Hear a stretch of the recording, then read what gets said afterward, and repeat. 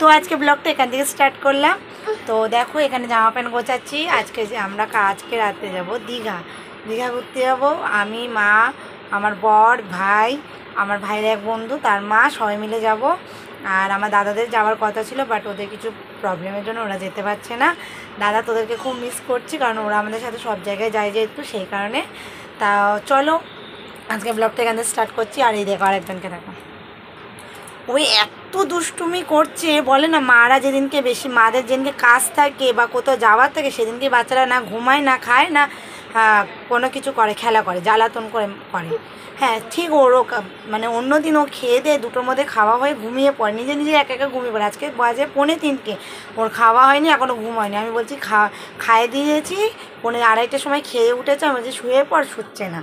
যতবার ঘুম পাড়াচ্ছি উঠে যাচ্ছে। আর আমরা ঘুরতে যাবো তো রাতে, তুমি করলে আমি জিনিসপত্র গোছাবো কি করে?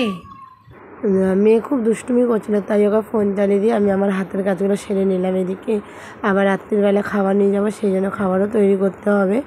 আর তার আগে আমি জামা প্যান্টগুলো গুছিয়ে নিলাম। 3 জনের জামা প্যান্ট একটা ব্যাগের মধ্যে নিয়ে নিয়েছিলাম। দেখো এত কাজ আছে, আমি বলছি কি মামাম খেয়ে ঘুমিয়ে পড়ো তাড়াতাড়ি। ঘুমানোর নাম বিন্দুনি, দেখেছো হাসছে। স্নান টান করেছে, এখন 2:30 বাজে, খাওয়াই হয়নি এখনও।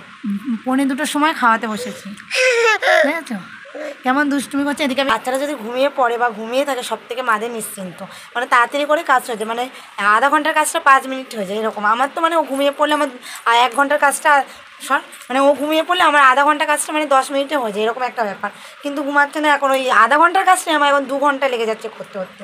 এই এখন সবে ব্যাগ গুছিয়েছিলাম কালকে রাতে, কিন্তু আমার কিছু জিনিস নেওয়ার ছিল, ওগুলোই ঢোকাচ্ছি। তারপরে ব্রাশ, সাবান টাবান নিলাম। আর এদিকে দেখো দুষ্টুমি করেই যাচ্ছে। ওর ব্যাগের মধ্যে ওর পুতুল ঢোকাচ্ছে, ওর ওই পাতলু ঢোকাচ্ছে, ওর ব্রাশ ঢোকাচ্ছে, ওর প্যান্ট জামা ঢোকাচ্ছে, এইগুলো করছে। আমি বলছি যে তো জামা প্যান্ট আমি নিয়েছি, তার সত্ত্বেও নিজেরটা নিজে গোছাচ্ছে। আবার যাবো, এখান থেকে যাবো 6:30টার সময়। এখান থেকে যাবো 6:30 6:30 7টার সময় বিশ্ব আসবে। তারপর ফ্রেশ হয়ে রেডি হয়ে একেবারে মায়ের কাছে যাব। মায়ের ওখান থেকে মেট্রো ধরে ধর্মতলা যাব। আমাদের রাত 11টার বাস। ভেবেছিলাম ট্রেনে যাব, ট্রেনে আর যাবো না। তা রাত 11টার বাস ধর্মতলা থেকে, তাই তো মামা?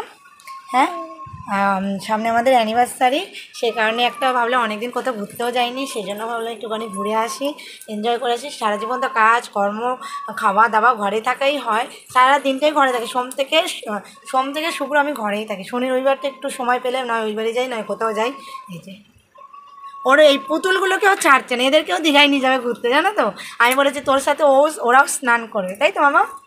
তোমার সাথে ওরাও স্নান করবে? হ্যাঁ, ওদেরকেও স্নান করবে, ওদেরকেও নিয়ে যাও। চ, তাই তো মামা? মামাদেরকে মিস করছো? হ্যাঁ, কোন মামাকে মিস করছো? ছোট মামাটা? কোন ছোট মামাটা? কোন ছোট মামাটা? টোকাই মামা, বই মামা যাচ্ছে না? মন খারাপ? ওদেরকে কিছু বলে দাও। মিচিউ হাম্পুদি দাও। বাবা ঠিক।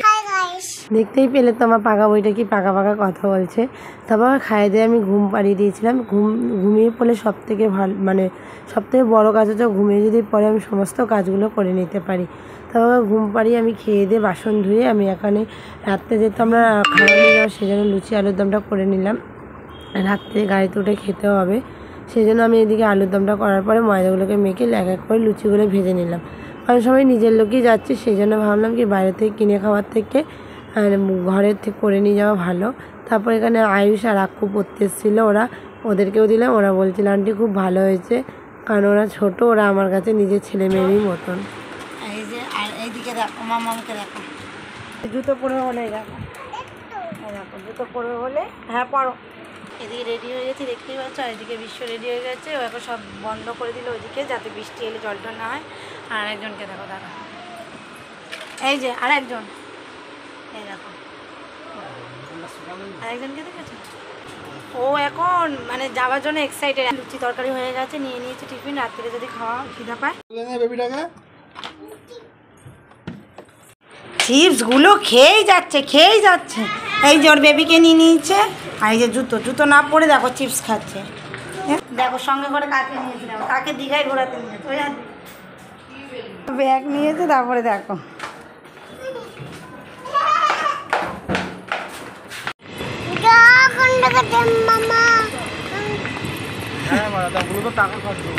আমরা এখন বিধাননগর স্টেশন চলে একে নিয়ে কোলে করে আর পারি না হাঁটতে, দৃশ্য আসছে।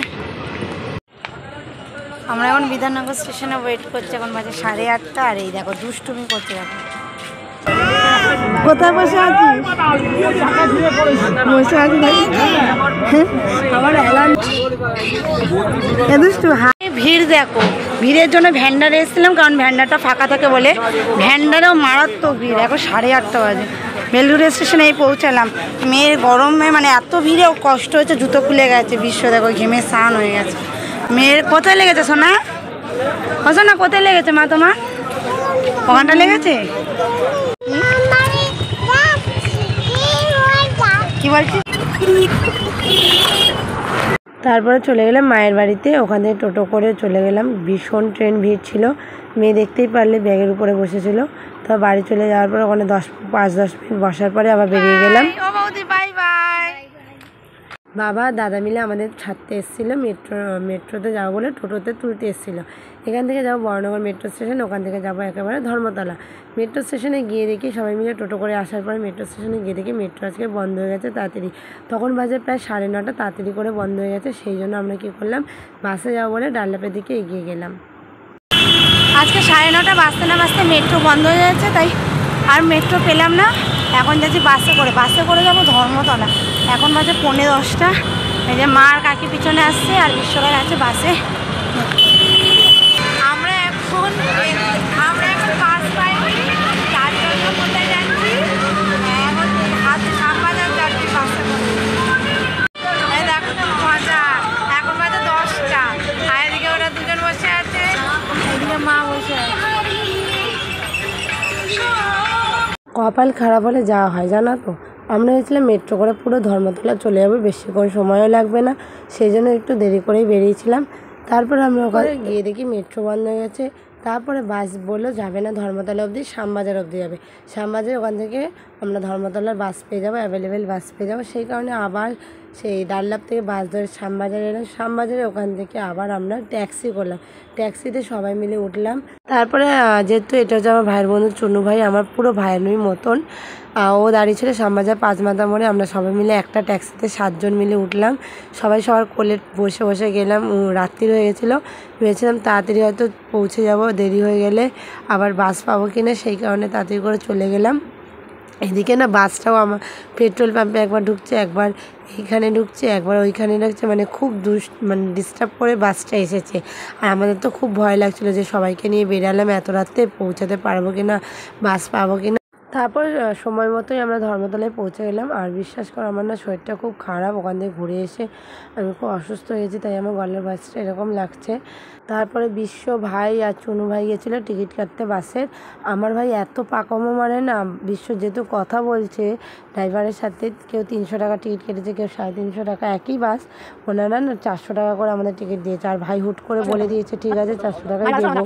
আর ওনারা আমাদের 7 জন ছিল, 7 জনে 400 টাকা করে কেটে দিয়েছে, মানে পার হেড 400 টাকা করে পড়েছে। আমাদের পাড়ার আরে একজন গেছিলো, সে 300 টাকা করে কেটেছে, আর আমাদের 400 টাকা করে নিয়েছে, যেহেতু ও বলে ফেলেছে ওই কারণে। আর টিকিটটা কেটে ওরা তাড়াতাড়ি করে আমাদের হাতে দিয়ে দিয়েছে। আমাদের বাসটা ছিল এসি বাস, ভালো ছিল, 200-250 টাকার মধ্যে ওখানে সিট পেয়ে যেতাম আমরা। ওখানে 1001টা অ্যাভেলেবেল বাস ছিল, কিন্তু ওই যে একটুখানি কত বলে দিয়েছে, সেই কারণে ওরা টিকিট কেটে দিয়েছে। কী করবো, যাই হোক যাওয়ার সময় আমাদের বাস ভাড়াটা অনেকটাই নিয়ে নিয়েছিলো, প্রায় 400 টাকা করে। তারপর ধর্মতলার ওখানে গিয়ে মারা চা খেলো, আমরা চাউমিন খেয়ে নিলাম, বিশ্বরা রোল খেলো, কারণ আবার সে কোলাঘাটে 2.5-3 ঘন্টা পরে দাঁড়াবে, সেই কারণে আমি লুচি তরকারি করে নিয়ে গেছিলাম, ওটা বাসে খাবো, ওই জন্য নিচে নেমে একটু কিছু খেয়ে নিলাম। মারা চা খেলো, আমরা চাউমিন খেলাম, মেয়ে আবার ওর দাদাকে চিপস কিনে দিল, চিপস খেলো। এইটা হচ্ছে আমাদের বাস। আমাদের পরপর 2, 3, 6টা ছিল, আর পিছনে একটা ছিল 7টার টিকিট।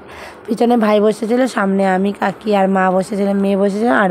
আর একটা 3 নম্বর সিটে হচ্ছে ভাই ভাই বিশ্ব আর আমার দিদির ছেলে বসে। তারপরে ওকে রাখা যাচ্ছিলো না, সিট থেকে নেমে নেমে খালি পালিয়ে যাচ্ছিলো, এদিক যাচ্ছিলো ওদিক যাচ্ছিলো, দুষ্টুমি করছিলো, সিটের মধ্যে লাফালাফি করছিলো। 1:24 বাজে, দেখো সবাই ঘুমাচ্ছে, ওর বাবা, কাকি, ওর মামারা, এমনকি মাও ঘুমাচ্ছে। মায়ের যেহেতু শরীরটা খারাপ হয়ে গেছিলো, মা গাড়িতে বাসে ট্রাভেল করতে পারে না, বমি করেছে, সেই কারণে মা শুয়েছিল, ঠান্ডা লাগছিলো বলে আমি একটা তাওয়াল দিয়ে চাপা দিয়ে রেখেছিলাম। আর ও জেগে রয়েছে, দেখেছো তো, ওর ঘুম নেই চোখে। তারপরে তখন প্রায় বাজে হচ্ছে 3টে, 3:30, আমরা পৌঁছালাম কোলাঘাটে। ওখানে আধা 1 ঘন্টা সময় দিয়েছিল ফ্রেশ সবার কিছু খাওয়ার জন্য।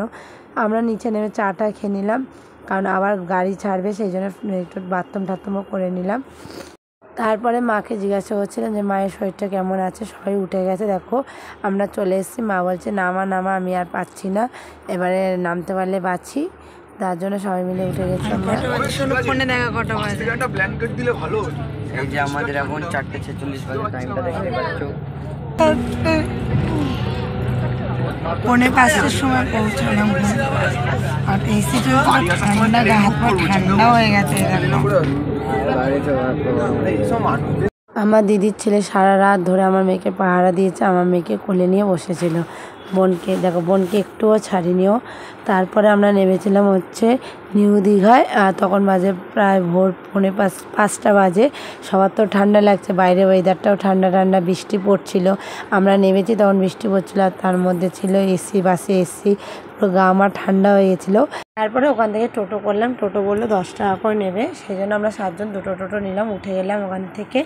আমরা যেহেতু নিউ দীঘায় নেমেছিলাম, ওইদিকে হোটেলগুলো ওনারা দেখাচ্ছিলো, বললো যেটা তোমাদের পছন্দ হবে 4-5টা দেখাবো, সেটাতেই নিও। তবে একটা রেঞ্জেরও ব্যাপার আছে, সেই জন্য 2-3টে হোটেল দেখে তাদের রুমগুলো দেখালো, তাদের সব কিছু দেখালো। আর আমরা চেয়েছিলাম একটু পুল দেখে নিতে হোটেল, সেই কারণে আমরা বিভিন্ন হোটেল দেখলাম। দেখার পরে আমাদের একটা হোটেল ফাইনালি পছন্দ হলো। তো আজকে ব্লগটা এখানেই শেষ করলাম। তোমাদের ভিডিওটা কেমন লাগলো অতি অবশ্যই কমেন্টে জানিও, লাইক শেয়ার করতে ভুলো না। আর যারা আমার চ্যানেলটিকে এখনও সাবস্ক্রাইব করোনি, প্লিজ আমার চ্যানেলকে সাবস্ক্রাইব করে দিও। সেদিনকে যাওয়ার কিছু আনন্দ মুহূর্তগুলো তোমাদের সাথে শেয়ার করলাম, তোমরা দেখো। আর তাড়াতাড়ি অবশ্যই দীঘা ব্লগগুলো তোমাদের সাথে আসছে। আজকের মতন গুড নাইট, ভালো থেকো, টাটা।